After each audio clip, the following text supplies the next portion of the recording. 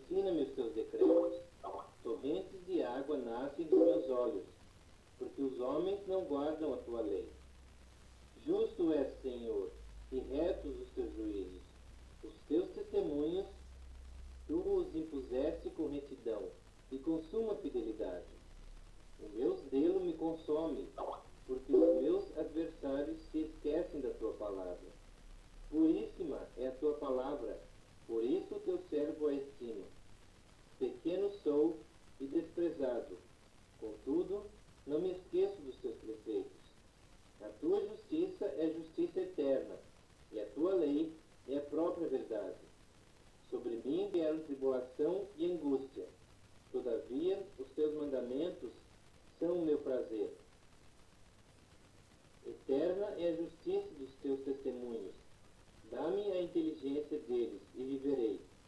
De todo o coração eu te invoco. Ouve-me, Senhor. Observa os teus decretos. Clamo a ti. Salva-me. Guardarei os teus testemunhos.